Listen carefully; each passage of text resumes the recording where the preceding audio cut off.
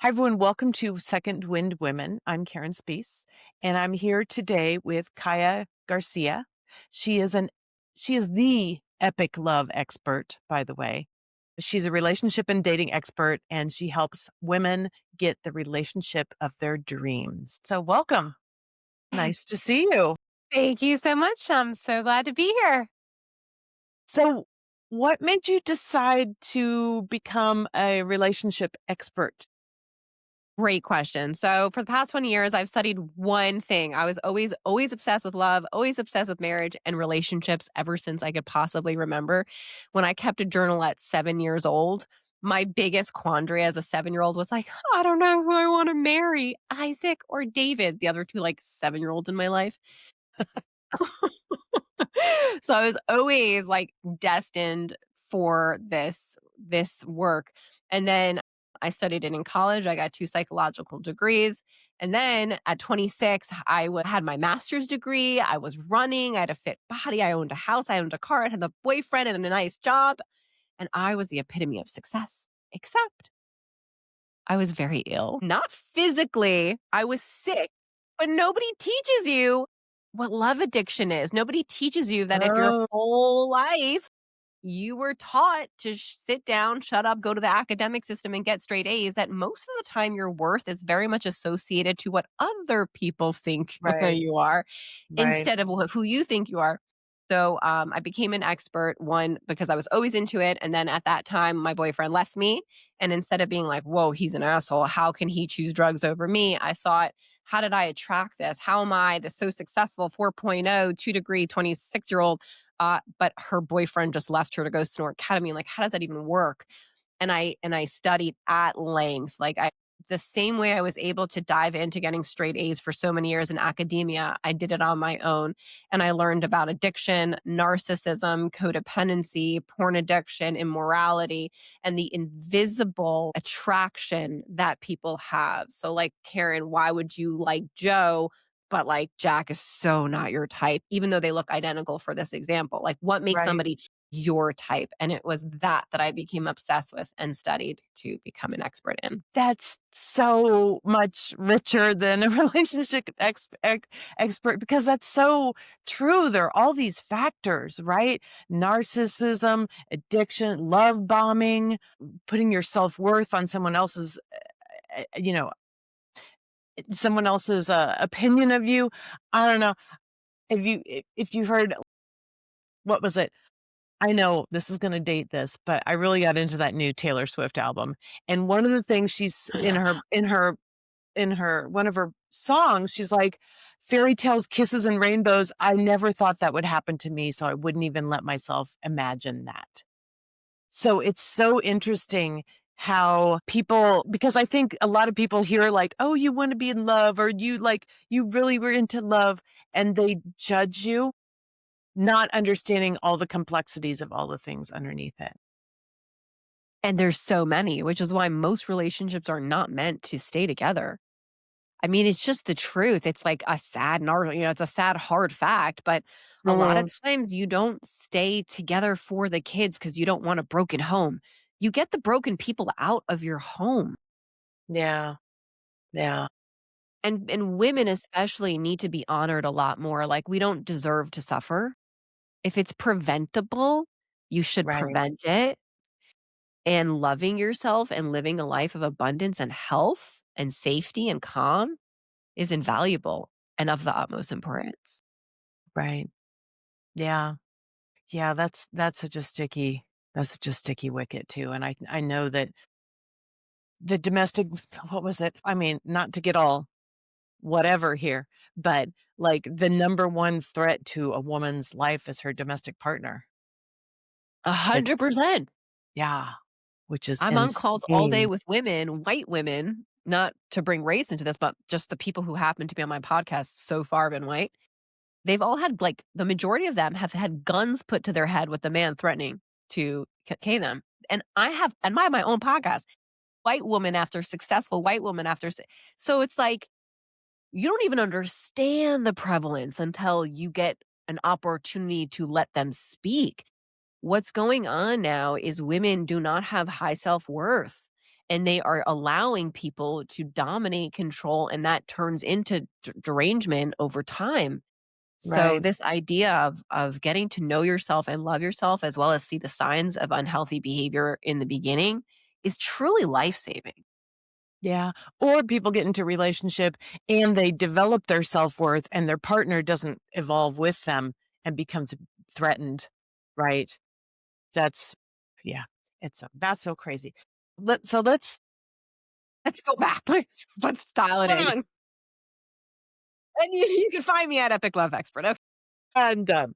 Um so you said you had a boyfriend who left you to do drugs. What does that look like? It looks like me being a liar and an addict, but I just never did drugs, right? So we don't attract what we want. We attract who we are. The most beautiful, successful women have severely domestic violent like relationships. How the fuck does that happen? Like she's making $1 million. She comes home and she gets hit. How does that happen? Because Right. I was a liar and an addict. I never lied to other people. I only lied to Mhm. myself. And I didn't do drugs, but I was very much addicted to the approval of other people and a love of a man. And so we matched. We were just the perfect match. Right. So, he was, like I said, not what you want, what I was. And I wasn't a very abusive, like mean person. So he was not very abusive and mean, but did he neglect me? Yes. Did he lie to me? Yes. Did he not prioritize Mhm. me? Yes. Did he cheat on me with drugs? So, after doing the game of choose me or drugs, like I'll leave you Yeah. if you don't stop. Of course, a grown man's behavior doesn't change just because he has someone telling him to. Right. He eventually said, "You know what? You always said choose me or drugs, and I want to go to this festival upstate New York and do a bunch of drugs, so I'm breaking up with you." And I was like numb and in fetal position and crying and be like, "What just happened?" I'm like making him breakfast that morning. I spent all morning making him breakfast, making him coffee, setting the table, getting dressed for him. And he like slumps in and being like, "We're breaking up because I want to do drugs." And I'm like, "What? How does that happen?" And so thank God, you always have to thank God and grace in these moments. I had a friend who said, who was in CODA, which is for Codependence Anonymous. And she's like, "Why don't you go to Nar-Anon for friends and family members of people who use narcotics, who use drugs?" And so thankfully, I eventually went to the 12-step program and I learned, oh shit, I am not the healthy one here. I'm just as sick as him. I just look better on paper. That was gonna be my next question, how you dealt with that. And so it was joining the 12-step group? Yeah. I have to say that was a big part of it. There was a simultaneous me becoming obsessed and using my intelligence and academic expertise to become an expert in my own right, right? So when you go to school, you just get education in a classroom, but education is anywhere. Education's everywhere. And it's honestly much better out of the classroom. So I read and I read and I read and I bought every book that you can find on codependency and addiction. And I wanted to know. I needed to know this invisible cause of attraction. So I never repeated it because that's so crazy. And I went to the 12-step program, and first I went and I was like, "Whoa, this is way too much," and I left. And then 6 weeks later, I came back and then I stayed and I went every week and I eventually got a mentor. And you find a safe space where your parents tell you you're weird and crazy, your friends tell you you're weird and crazy. Everyone says, "Give him another chance," right? Like, as I'm a relationship expert, and most other dating coaches are like idiots. And they always go, "Give him another chance, try harder, he'll heal, focus on the positive." I'm like, fuck that. Like, they're just ignorant. They're just straight up ignorant, no hard feelings. They have good hearts, but not a lot of skill. And I sat in the rooms and I realized, you know what? Illness is illness, and you're actually not supposed to stay in it. And you're actually not supposed to engage with even family members if they're toxic and abusive. Yeah. And it was the only space till this day, and I'm getting myself the chills, which I don't usually get because I'm often a speaker. It's one of the only spaces that I hear people say, even if they're blood, if they're abusive and toxic, you need to stop. You need to separate. Most other people will say, but it's your mom, your dad, suck it up, try harder, instead of being like, how do you protect yourself through this process? Right. Yeah, because if you're healing, it's different, right? And I think a lot of people, even when you're talking about your friends who are like, "Stay with him," that's some kind of projection. That's not that's not doesn't have anything to do with you and your situation and them understanding where you're coming from. It has to do with a projection of what they have heard is right or what they think would be right theoretically, you know? And it's a projection that they're more afraid of being alone than Yeah. being with the wrong partner, and that they have their own perception that somehow you're better off if you're married versus single or with someone versus alone, which is just not true. Yeah. Yeah. Oh. Oh, okay. So what kinds of psychology did you study when you were in school? I studied all the different psychologies. I mean, there's different theories, there's different people, there's different modalities. Then I studied sociology. I did also pre PhD. So after I finished my 4 years, I did just studying relationships with different research and sleep tests. And then in my master's program, there's so many things you study, like biopsychosocial. How do you see things? But at the end of the day, through literally 8 years of straight academia, I realized that school doesn't teach you very much, and I'll never send my kids to school ever. Now, Really? Really? I mean, not. I mean, my Yeah, goal I'm is, higher, right. Yeah. yeah, my Yeah. goal is my goal is to have them have high education, but not through an academic system that was created by Rockefeller to keep you poor. Which I only learned the past 2 years who even created it and what was the intention behind it. And I was like, oh, that's scary. I don't know But what you're talking about, but I have a oh, you should theory. Google it. I will, but I've always said that, like, going to school teaches you to be a good worker. You show up on Yeah. time, you do what you're told. Yeah. Yeah. That was the intention. It was the intention to create sheep to work for the rich, to keep you poor. If you think Yeah. about it, entrepreneurs, if you're successful, right, or business owners, or millionaires, billionaires, multimillionaires, people who make six figures regularly, they own their own businesses. They do not work for people. They own Yeah, their own properties. of course. And everyone else who works and got a good job after billions of, well, hundreds of thousands of dollars of graduate, what are they making a year? Okay, on average, Right. which Right. gets you nothing in 2026, like nothing. You can't buy a house, lunch, okay.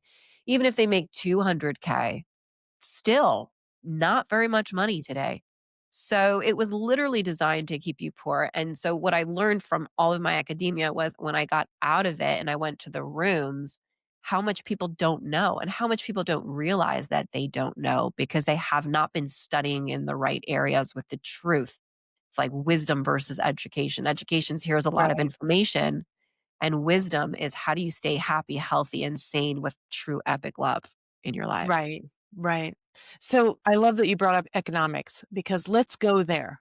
Great, Let's let's talk do it. about 'cause that's like one of the biggest challenges I think to long-term relationships is economic inequality in the relationship or one person being the breadwinner winner and the other person not being the breadwinner. How do you work with people who have that struggle? Because I know that that's huge. The majority of the women that I work with are single, first of all. So Okay. they're not in a relationship where they're battling their money. But a lot of the times, if women are in a relationship where they're dealing with financial issues, it's always the same in the sense that the lies you tell yourself of why you should stay are never true. And it's more important to leave than to stay. Meaning, I've spoken to a lot of women who are in horrible abusive relationships and they would say, well, I wouldn't make it without him. Like, if I work and I have to do this, who's going to pick up the kid? And like, I wouldn't make it without them. But then this shit hits the fan. The gun goes to the head. He fucking beats her again. Right. He cheats on Right. her again. She finds the porn addiction or the girlfriend or the millions of things that are currently going on rampant in American society, not uncommon by any means. And then she says, I'm done. This was the last time. I actually think he's going to do it. Yeah. And she picks up her shit and she leaves in the middle of the night scared. And I'm telling you, I've literally heard this like in the past 3 weeks, I've heard this story like 6 times. Like it sounds like a crazy story, but it's crazy common anyway. So she finally leaves, right? Because the shit hits the fan. And then she figures it out. And she figures Yeah. it out. And sometimes it's a friend, and sometimes it's a shelter, and sometimes it's a family member. But she figures it out. And not one time in the history of a woman who was with the wrong man ever said, I shouldn't have done it sooner. Right. Right. Yeah. Of course. So how do you work with these people who've been in these really rough situations? I know it's super common. It's just like sexual assault is super, super common. How do you work with these people to get them to a place where, first of all, they're not susceptible to love bombing, and second of all, they are are open to the idea or wanting another relationship and can have in their minds the thought that it's not going to be like that? So, women only attract men who will abuse them if they have low self esteem and low worth. They Mhm. don't have a strong sense of identity and they don't know that they're good and they don't know that they're lovable. So, after doing so many speaking engagements and other podcasts, I created my own podcast, the 100% podcast, where it's literally just stories of women, their abuse, the signs, how it got bad, how they left, and that's it. So it's like women's stories of abuse and getting out of it. And so it's called the 100% podcast because you're 100% fucked up and still simultaneously 100% lovable. Mhm. And a lot of us forget that second part. We like know the crazy stuff we've gone through. We know the crazy thoughts we've had. And we somehow feel that we're not 100% lovable if people knew like how dark we got or what happened to us or what we've done. Right. And that lack of believing that you're lovable is what attracts a man to say, I will love you. I will see you and make you feel special. But only a fucking sick man will want that power because then he's in control Yeah. and he's then needed. So the way you counteract all of that toxicity is by that message of the podcast that I created. You're fucked up. I'm not trying to make you feel like you've never but you're still lovable, not 80% because you had that happen to you. Right now, as is, without changing, without another year of therapy, without losing the weight, without the more money, right now, you're 100% lovable. You deserve only good. Not a little bit of good and then some punishment. No, only good. Right. And when Right. you truly believe that and you start implementing that into practice, you don't attract nor allow nor find that type of abusive behavior familiar or acceptable. Mhm. Yeah. So how do you I mean, obviously, that's something that people have to work on within themselves. But how do people judge if they're actually in that spot? And then once they're in that spot, how do you have them reach out? Or do they just like, go to the library and look sexy? I mean, what do you you know, how do you work with people to get them out of, because it's quite a transformation to come from, I this is all I deserve, or I can't make it without this guy, to be like, I'm my own person and maybe I'll reject you, maybe not. So one is you give them an identity. So the movement I created is the love lighter identity. So you're a love lighter now. You light up your own love. You don't allow people to dim your light.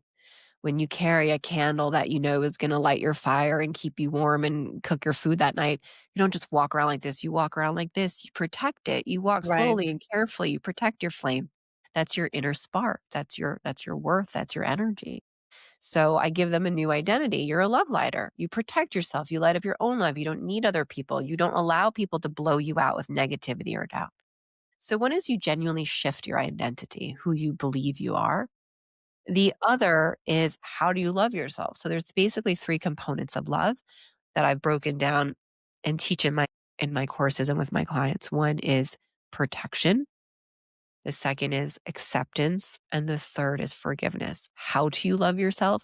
You forgive yourself frequently. You make a mistake, fucked up, still lovable. Definitely made that mistake, still lovable. Okay. So you forgive yourself and others. That person who hurt you and abused you, they were suffering out of their brains. They didn't know what they were doing. And you let it go and you develop compassion and you release the toxicity inside of you. So forgiveness of self and others and releasing the past. And then acceptance. I accept myself as is. I don't think that when I lose my weight or when I get another, when I figure this last thing out, then I'll start dating. Then I'll be lovable. you're lovable right now as is. Like if you truly accept all that you are and all that you're not, that acceptance is a very powerful calm, and you show up in life and in the world in a very different way. And the last thing is protection. I have healthy boundaries. If you stand too close to me, I'm not going to think about that if I move away, you're going to feel uncomfortable. I'm going to Right, think about if I feel uncomfortable. If you start right, yelling at me on the phone, I don't care if you're my boss or my mom, I'm going to be like, gotta go and hang up. If you leave me a nasty ass voice note on WhatsApp, I'm not going to listen to it after 1 second when I realize this is not going to be healthy for me to listen to. I right, protect myself. I right. genuinely leave relationships, conversations, and places that I feel are doing a disservice to my energy, my mental health, and my goals in life. And those are practical, tactical skills. Right. And then the simultaneous thing is you learn there's like an education, like there's a book I'm finishing, there's courses, just how do you see narcissism on date number 1? How do you see addiction on date number 1? What does the behaviors look like? Because they show up the exact same way through all of them. So it's that formula that I mean, transforms. maybe it's my background because I have a master's degree in Buddhist studies. But to me, that sounds very much like a spiritual path. 100%. Yeah. Yeah, where you're valuing yourself, you're protecting yourself, you're having compassion, you're relating to others. Yeah, it's very interesting because we think of love as such an outward thing when really it starts from inside. I love that image of the candle. That's really beautiful. It's very spiritual because we can only feel safe when we relinquish control on every other thing outside of us and we replace that need for control by controlling ourselves. I control my thoughts. I control my speech. I don't watch the news. I don't bitch about people. I speak about things that make me happy. I take good action. I don't hurt people with my mouth or my hands. I hug people. I give charity. And so when you are in control of your thoughts, your speech, and your action, you got a lot to control every single day.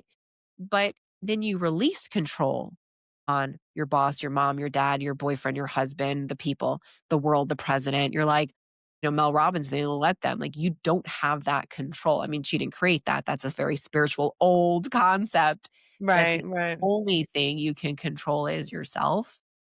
And then when you have that spiritual shift of I'm a love lighter, I protect me, and therefore I attract goodness in my life, you relinquish control and you put it in a higher power because you're not that powerful to make somebody else change.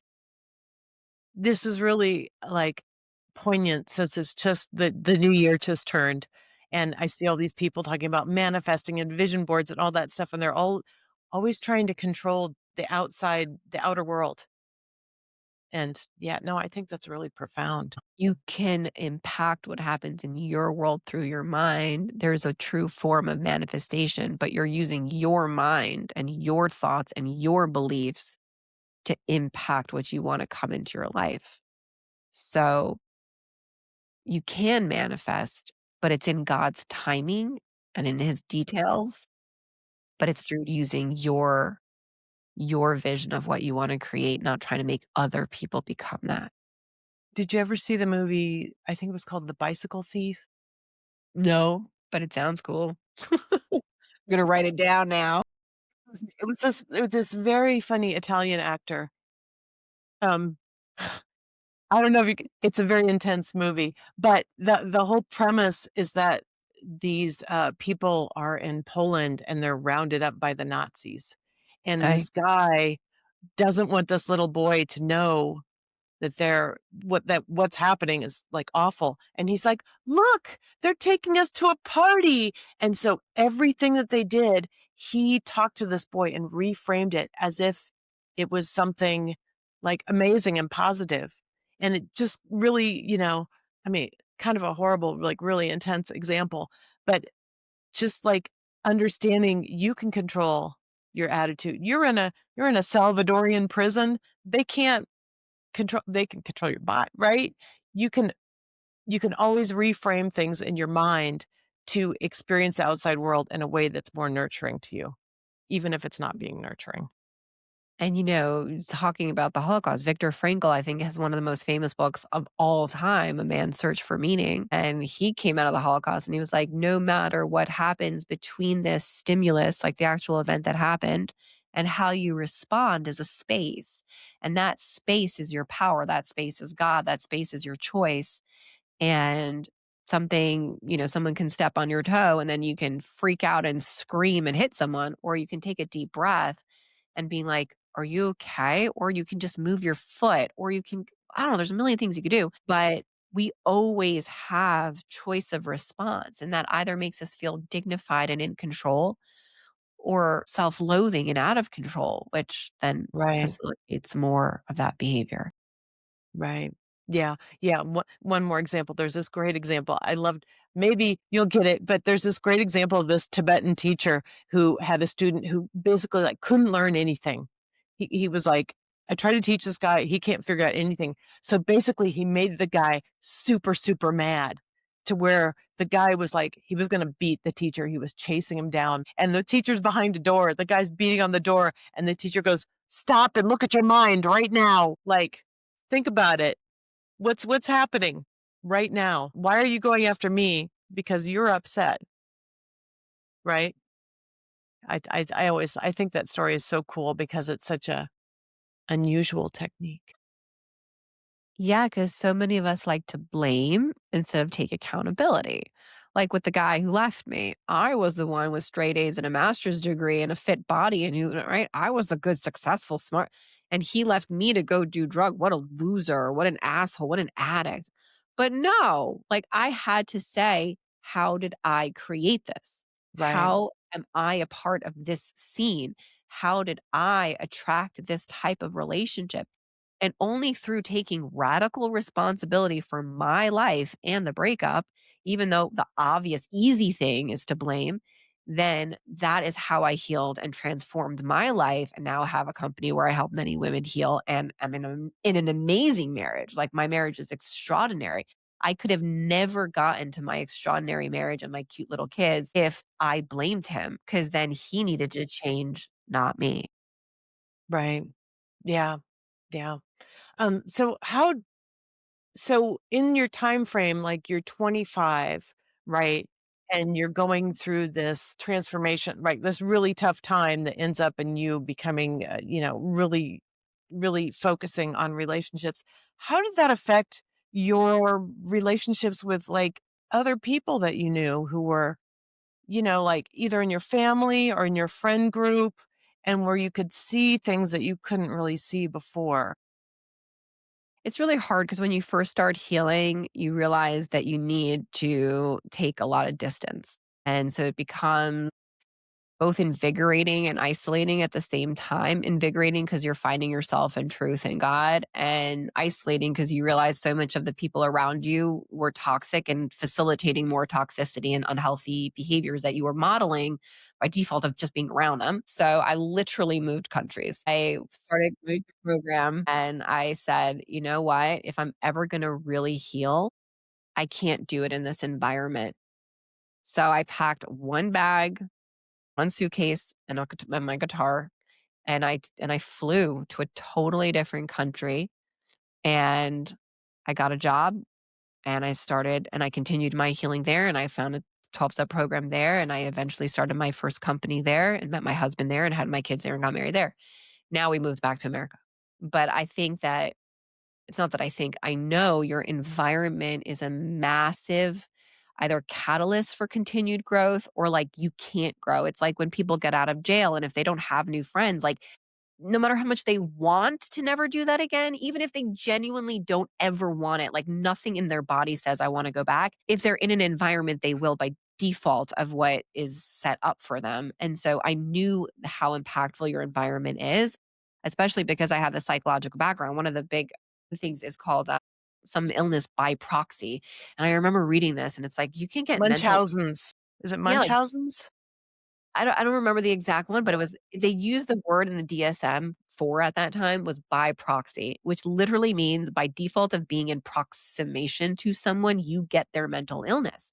I was like, "Holy shit," because there's a lot of fucking crazy shit in my house, like I don't want that seeping into me. And actually, now as an entrepreneur, I've spent thousands and thousands of dollars putting myself in rooms with people who make more money than me, with people who understand money better than me, not because I've like become best friends with any of them. I was just like, I want the osmosis. I want the environment. I want that energy. So I actually had to move completely and slowly rebuild my relationships back up with my family, but after some time with healthy distance. Yeah. They say something like they can tell how much somebody makes by their 5 closest friends or the people that 5 people they spend the most time with. Yeah. And again, with your if you're talking about self-love, if you're talking about boundaries, if you're talking about valuing yourself, right? Then making a change like that, making a drastic change like that has a point because you can't, if you're hungry, you're not going to learn how to make beautiful cakes. You're going to eat the ingredients before the cake gets made. Yeah. And, if people call you names or tell you you're crazy or stupid or push back on your boundaries, people who are unhealthy have very weak boundaries. So if you put up a boundary, they fight back. And, most people have not been raised with healthy boundaries. So if they're on a healing journey and then they're like, no, actually, I'm not going to do that for you, that person's like, what the heck are you talking about? And they lash out. And then you have to deal with like abuse and second guessing yourself. And is this really worth it? And maybe I'm wrong for creating all this, discord. But if you just remove yourself from those same dynamics, you don't have to go through that cycle of self doubt where sometimes you just revert back to old environments and old relationships. Right. So it's so important just to give yourself space, not because you don't like or love the people from whom you need to distance yourself for, but because you need to like and love yourself more and your future more. I mean that's basic psychology. You have to be like if you're part of a community, that community forms your worldview, right? And a relationship is a kind of a very small community, And a right? family. Yeah. Family relationships, they're like microcosms. Yeah. Yeah. What about like the so for me, I've always thought about like the idea of a long-term relationship is I've been married a couple of times, it was like a thing. But You could be my is like client. I love you. I was like, you could be my client. I love you. it's like when you're together with somebody, you have this idea that they're a distinct person, right? And that's their identity and that's who they're going to be 30, 40, 50 years from now. But really, people are continuities. People are not, especially like, as we're talking about, when their personality is so formed and supported by the world that they've created around them or the world that they're part of. So, how do you, but you're only working with people who are just basically getting into, you're not working with people who are actually in long term relationships, right? No, because then you're talking to an addiction, not a person. Say more. Most relationships, first of all, they're coming to for help. It usually means there's been a lot of bad shit for a very, very long time. Yeah. That's what the truth is. Nobody's like, we had a little quarrel and now I'm spending hundreds of thousands of dollars on therapy. Like that's not what happens. It Right. means the shit has hit the fan, right? Like I have had so much abuse and or discomfort or crying or the cheating or the addictions for so long. I am either going to leave or I'm going to get therapy. But like, Yeah. It's honey, an ultimatum. yeah, you should fucking leave. Like it's too late. That's the reality. That's not me being a Debbie Downer. That's the reality of what happens the majority of the time. So what was your question? What was your question? Had like the women who are in it? I don't know if my question is relevant if you're not working. I mean, the idea of a relationship is being like a dance between 2 people, right? So it And shows they're up in the both beginning. pardon? It shows up in the beginning? So so the book that I'm finishing up now, it's basically like you have an exchange. So basically all relationships have essentially two patterns, right? It's not you don't have to spend 20 years like me to become an expert. Two patterns, guys. Ready? Go. One is called love and it is it's noted by prioritization, meaning you are the priority in that person's life. And the Mhm. words that you would use to define it is called consistent and calm. So if you were gonna be like, how's your relationship? It's consistent, it's calm, and I'm definitely his priority. That's love. And then the opposite of love is called exchange. It's when you're being used. And then there's just versions of being used. So abuse is on a spectrum. If you look at one side of the spectrum, there's neglect. He's just not there for you. He just goes out, he just jerks off, he just smokes pot for an hour and you don't fucking know where he is. He just works till midnight and he's not home for dinner again. So there's neglect, right? He's not beating you or anything like that. It's just inconsistent, not Right. calm, not predictable. And then in the middle is like emotional abuse, mental abuse, verbal abuse, and then at the other end of the spectrum is physical and sexual abuse, right? He hits you, he threatens you, and with extremism. They're the same, they're on the same spectrum. They're just different sides. They show up in different ways. So if you're not in love, which is consistency, calm, and prioritization with sobriety and spirituality and safety, then you're in a form of an exchange. You are both using each other to distract or numb parts of your pain that you have not dealt with. And that dance can go on for decades. And a lot of the clients I work with been out of marriages for 30 years, 20 years, 8 years, 10 years. I mean, you can dance for a long time until you get out, if you ever get out. But exchange is, and it shows up right away. I am using you not for who you are, but what I can get from you. Right. Right. And it doesn't mean that there's not affection or great times. There's affection, good sex, and great times. There's also unpredictability and inconsistency and fear. I like how you take that down to just inconsistency because I think a lot of people excuse behavior like that or, they dim diminish, right? When things aren't consistent or great because it's not abusive, right? So that the most people have a dichotomy, which is I'm loved, he values me, she values me, whatever, or there's a horrible abuse and you're somewhere in between. But I love the idea of exchange because that's it's so prevalent, you know? It's prevalent and it's why women are able to lie to themselves. Well, he doesn't hit me. Or, the last boyfriend hit me, but this one just puts me down. So it's not really that bad. Or this one puts me down, but he's not like my other ex who, was cheating on me all the time. Or this one cheats on me, but at least he shows up every night and pays all the bills. And everyone Right, lies to themselves and they lie about why the exchange is acceptable. And we have great times. We have good sex. We went on a family trip and he takes care of the kid. And they always punctuate their abuse, their sadness, their pain, and their discord with a fond memory, as right, if a fond memory removes the suffering that they've experienced for years. And it doesn't. right. Yeah. Yeah. I saw a crazy thing on Reddit this week. Actually, it's right in line with this because a lot of people, if you want to see crazy relationship stories, go on to Reddit because there's a group on there called like Am I the Asshole? And people tell all these stories and they're like, Am I the asshole here? And then, people comment on it. But there was this one that I saw this Very past funny. week where this woman was like, Oh, I got married and then on our honeymoon, I put my dress to the side and my husband peed on my dress. And I said, "Why are you doing that?" And he said, "I'm just marking my territory," or something like that. And everybody on Reddit was like, "Get the fuck out. That is Yeah, that is crazy." that's crazy. And But she said after putting that several people told her that that had happened to them. right? That's what I'm trying to tell you, Karen. That's what I'm trying to tell you. Everyone thinks their stuff is so crazy until you have like a podcast like mine where woman after woman after woman, he put a gun in my head and threatened to kill me. Wasn't the first time. It was like the bajillionth time. Every woman, these are white women that happen to be on my podcast, not even like culturally different, more, violence. It's insane, and every time I hear it, I'm always shocked and I've heard it dozens and dozens. I'm, like, shocked, and at the same time, I'm like, "This is insanely prevalent," which is why I started my podcast to break the shame about it.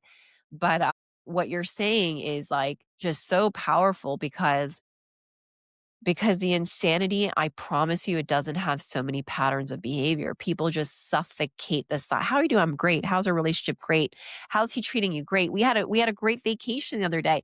They didn't tell them that he hit her on one night or she found him, whatever on porn one night. Oh, the vacation was great. The kids had a great time. Everyone's so full of shit. And people need to be like, "No, he fucking pissed on my dress." And everyone should be like, "Oh, you need to get out." And then she'd be like, "Really?" People need to be a lot more honest with the brutality of the truth instead of pretending they're okay in falsity. I think they're ashamed. I think they're ashamed, so 100%. they keep it a secret, you know? 100%. Yeah, that's really sad. So tell me about your book. Do you have a new book coming out or you have a You current can book? This is the second one. pre-order my book. I have a lot of books, but this is the one that I'm in middle of like finally pushing to publication. You guys can pre-order my book. It's called The Little Pink Book and it is literally the book on dating. So it's how do you see signs of narcissism on date number 1? How do you see addiction on date number 1? How do you see control on date number 1? It is not a passion project. It's based on 20 years of psychological evidence and scientific proof. It is not me giving you advice. It is the truth of how perseveration, which is comes from the word to persevere, which is a type of speech pattern that narcissists have where they go on and on and on and you're kind of just a part of the conversation but like a side note to the conversation, all the things that they say, and all the ways that you know how to love yourself. So it's like a very practical application of dating. So, what are the questions you ask yourself before the date? What are the actual questions you ask him during the date?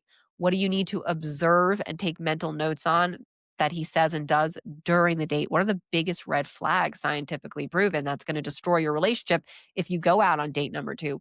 One of them is he talks about his ex. Another one is he talks about sex. Another one is he orders Really? for you. Yep. Wow.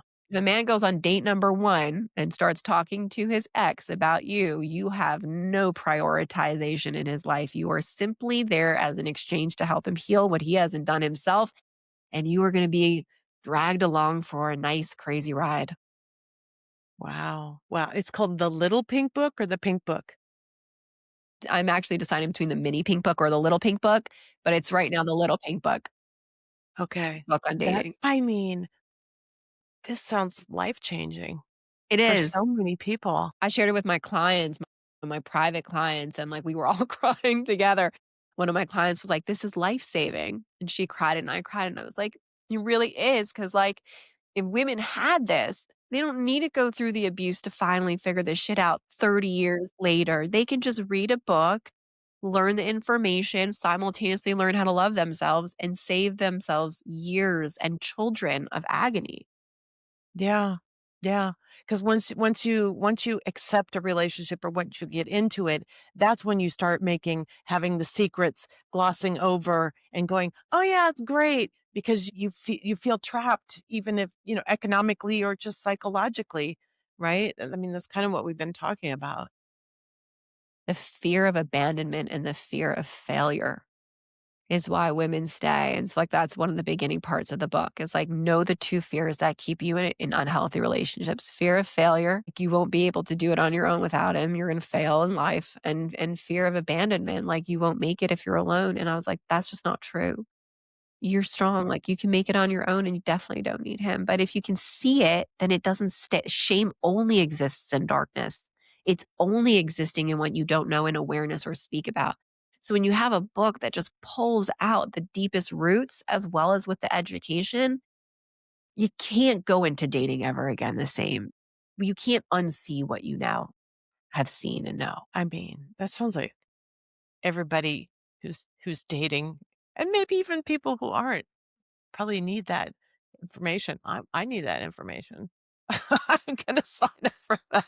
Yeah. Because, I came from I remember sitting with a friend and we were at a bar, we were drinking, and she was like, "I always thought it was like," I mean, she was being a little facetious because we were drinking, but she was like, "I always thought it was like you got together with somebody, and then once you had, like, a sexual relationship with them, that, like, cemented the thing, and then you were together, and that was like, again, exchange, just like you're talking about." But, as a Gen X person, that's how we grew up. That's how we just thought it worked. That's how the boomers taught us it worked, you know?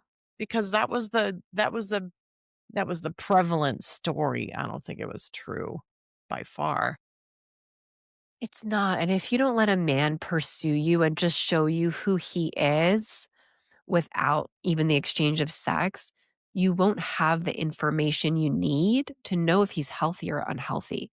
Because a man is driven by sex. I mean, it's a pretty big incentive. I mean, women too. It's a very big women want the affection, the attention, the intimacy, the undivided connection. Men want this, when men actually want a lot of the similar things.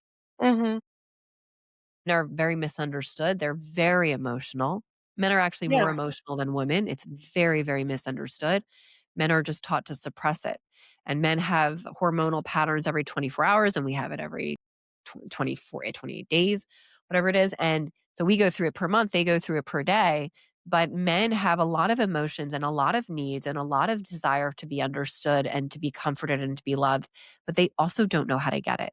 They also were mistaught in a society on how to achieve it, which is why porn addiction is like really rampant now. They're getting these like highs of false intimacy, and then it's destructive, and then it fucks your brain up, and then you're actually an addict, and you don't know left from right or up from down, and you don't know when you're drunk and hitting your wife or sending her flowers, like you actually lose sense of reality. But the truth is men need love too. And what I was just saying to you, like, no, you don't just have sex with them because the sex is a byproduct of safety that you give to a relationship once the safety has been proven, not to create the safety.